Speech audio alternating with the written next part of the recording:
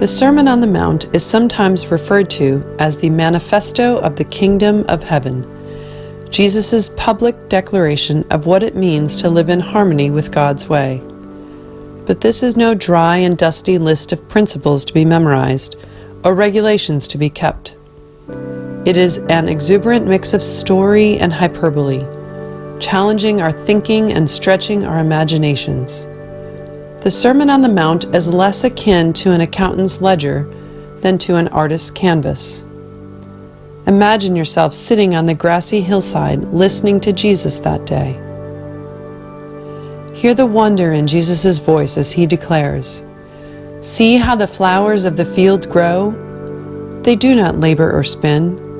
Yet I tell you that not even Solomon in all his splendor was dressed like one of these." Listen to the hope-filled confidence of the Beatitudes. Blessed are the pure in heart, for they will see God.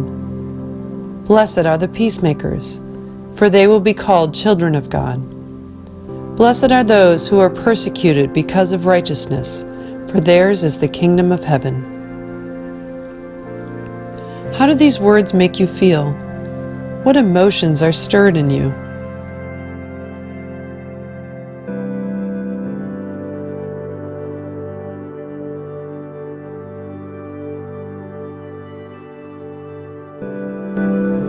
In the Sermon on the Mount, Jesus does not promise an easy life. Quite the opposite.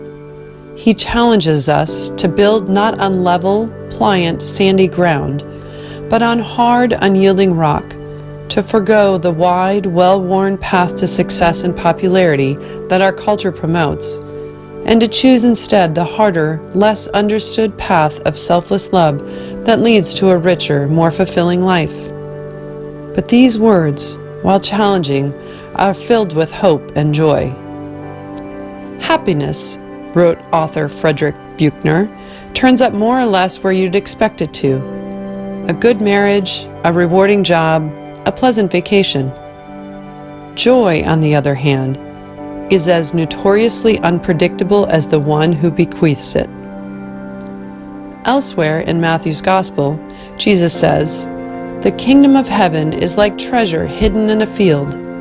When a man found it, he hid it again, and then in his joy went and sold all he had and bought that field." Spend a few moments thinking about this simple parable. In what ways can you relate to the man in the story? In what ways do you not?